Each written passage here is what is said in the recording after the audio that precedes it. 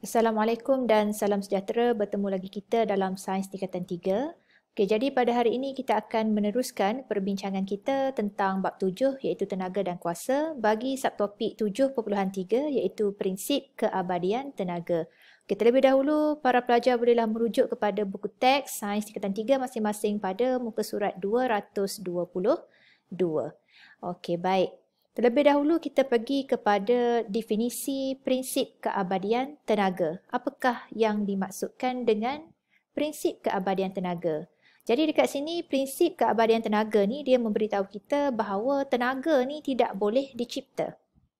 Okey, tenaga tak boleh dicipta, tenaga juga tidak boleh dimusnahkan. Tetapi tenaga ni dia boleh berubah-ubah bentuknya.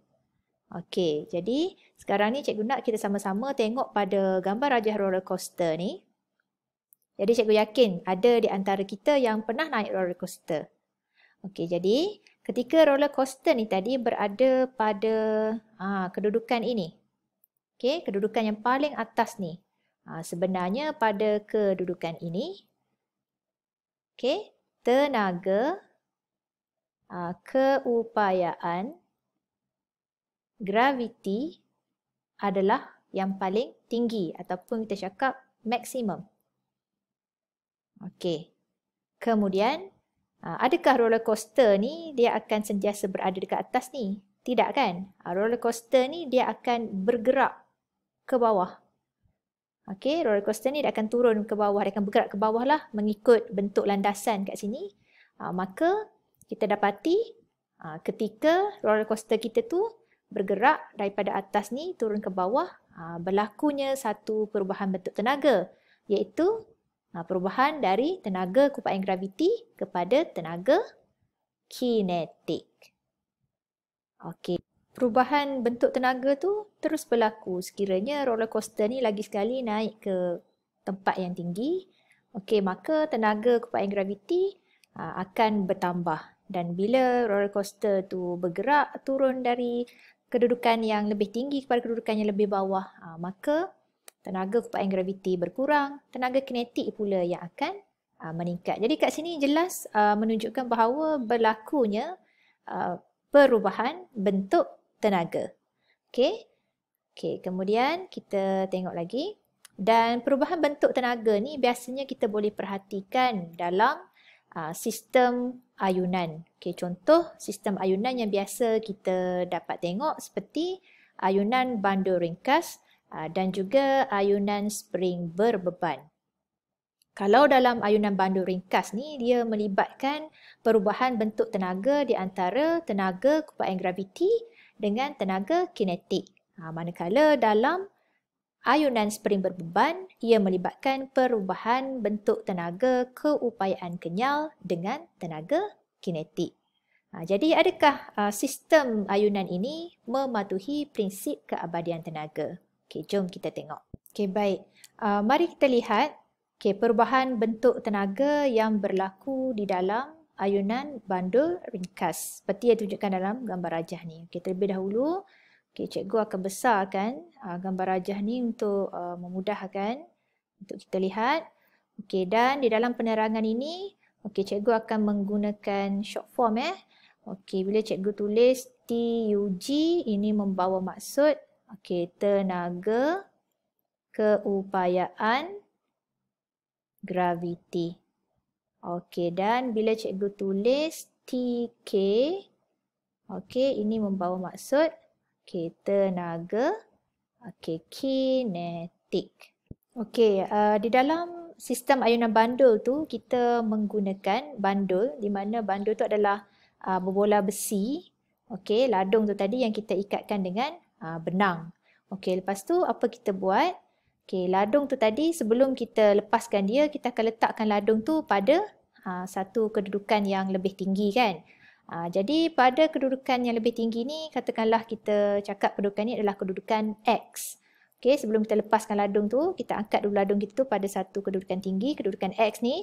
Jadi dekat sini, pada kedudukan yang tinggi ni kita katakan tenaga keupayaan graviti yang dimiliki oleh ladung kita ni adalah pada tenaganya adalah maksimum.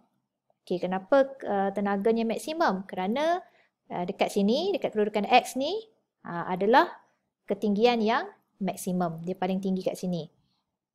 Manakala tenaga kinetik yang dimiliki oleh ladung kita ketika di kedudukan X ni adalah sifar. Okey, kenapa sifar? Kerana ladung kita pada kedudukan X ni dia tidak bergerak, dia pegun. Okey, maka kelajuannya adalah sifar. Okey, jadi kita boleh cakap kat sini bila cikgu menyebut tentang tenaga keupayaan graviti, maka cikgu merujuk kepada ketinggian ladung tu tadi. Dan bila cikgu menyebut tenaga kinetik, cikgu merujuk kepada kelajuan pergerakan ladung ini. Okey, sekarang dari kedudukan X ni, okay, kita akan lepaskan ladung tu tadi dan ladung ni akan bergerak menuju ke kedudukan Y. Okey, jadi ketika dalam kedudukan X nak menuju ke Y ni kita dapati okey, tenaga keupayaan graviti yang dimiliki oleh ladung kita tadi ni semakin berkurang. Okey, kenapa berkurang? Kerana ketinggian ladung kita ketika ini dia dah makin kurang sebab dia makin rendah kan. Pergi ke Y ni dia lebih rendah daripada X. Manakala tenaga kinetik yang dimiliki oleh ladung kita ketika dia bergerak dari X menuju ke Y, kita dapati kelajuan ladung kita tadi tu semakin meningkat, semakin bertambah.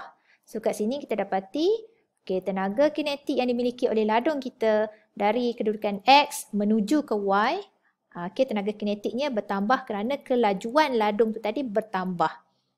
Jadi bila sampai dekat Y, okay, tenaga keupayaan graviti okay, yang dimiliki oleh ladung ketika di kedudukan Y ni adalah paling minimum. Okay, kenapa minimum? Sebab pada kedudukan Y ni ketinggiannya adalah yang paling minimum, paling rendah. Kan? Kalau kita nak bandingkan dengan X dan juga Z ni nanti. Okey, kemudian bagaimana dengan tenaga kinetik yang dimiliki oleh ladung kita ketika berada di kedudukan Y ni? Okey, dekat sini sebenarnya tenaga kinetik yang dimiliki oleh ladung kita ni adalah maksimum kerana pada kedudukan Y ni, okay, ladung kita ni tadi adalah paling laju. Kelajuannya paling tinggi pada kedudukan Y ni. Kemudian, ladung tu tadi akan meneruskan pergerakan dia menuju ke kedudukan Z. Okay, so dari Y menuju ke Z ni kita dapati tenaga keupayaan graviti yang dimiliki oleh ladung kita ni tadi akan bertambah semula. Okey, kenapa semakin bertambah? Kerana kita dapati kat sini, okey, ketinggian ladung kita dari Y nak ke Z ni makin meningkat, makin tinggi kan? Ketinggiannya semakin meningkat, maka tenaga keupayaan gravitinya turut bertambah. Manakala tenaga kinetik pula kita dapati semakin berkurang. Kenapa semakin berkurang? Kerana dari kedudukan Y, ladung kita dari kedudukan Y, okay, nak menuju ke Z ni, kita dapati kelajuan ladung kita ni dah semakin perlahan. Okay, bila dia sampai ke Z, apa yang berlaku? Kita dapati bila sampai ke kedudukan Z, okay, tenaga keupayaan graviti ladung kita di kedudukan Z ni adalah maksimum semula. Kenapa maksimum? Sebab dia dah berada pada kedudukan yang ketinggian yang paling tinggi. Tapi tenaga kinetik tadi, kan tadi daripada Y nak ke Z, tenaga kinetik makin berkurang kan? So, bila dia sampai ke kedudukan Z, tenaga kinetik itu tadi telah menjadi sifar. Kerana ladung kita telah pegun. Maka bila ladung kita pegun, maka kelajuannya adalah sifar lah. Jadi tenaga kinetik pun adalah sifar. Lepas tu, dari kedudukan Z ni, ladung kita ni nanti akan kembali semula ke Y. Jadi dari Z nak ke Y, okay, kedudukan 3 ni, kita dapati tenaga keupayaan graviti ladung kita kat sini, dia bertambah ke berkurang? Tengok ketinggian dia. Dari Z turun semula ke Y. So, tenaga keupayaan gravitinya akan berkurang kerana ketinggiannya berkurang. Tetapi tenaga kinetiknya akan bertambah.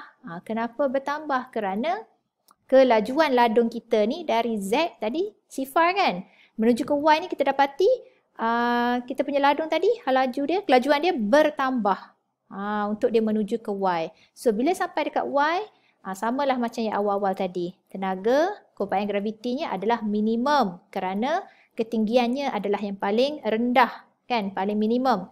Manakala tenaga kinetik ladung kita pada kedudukan Y adalah maksimum. Okay, dan nanti ladung kita ni akan meneruskan pergerakan menuju semula ke X. Dan kali ini dari Y nak ke X ni kita dapati tenaga keupayaan graviti yang dimiliki oleh ladung kita tadi akan bertambah. Okey, kenapa bertambah? Sebab ketinggian ladung kita bertambah. Maka tenaga keupayaan graviti pun akan bertambah. Okey, manakala tenaga kinetik pula kita dapati semakin berkurang kerana apabila dari Y ni nak ke X, kita dapati kelajuan ladung kita tu dia dah jadi makin perlahan. Sehinggalah bila ladung kita sekali lagi sampai ke X, tenaga keupayaan graviti yang dimiliki oleh ladung kita pada kedudukan X adalah maksimum. Manakala tenaga kinetik yang dimiliki oleh ladung kita di kedudukan X adalah sifar. Kerana dekat kedudukan ini ladung kita adalah pegun, tidak bergerak.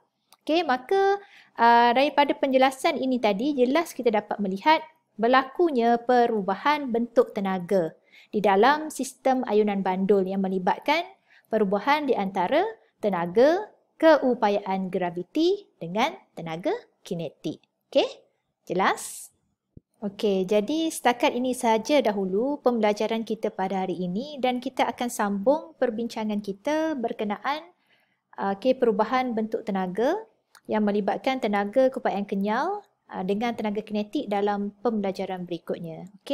Jadi untuk hari ini, sila baca dan fahami terlebih dahulu tentang sistem ayunan di dalam spring yang berbeban.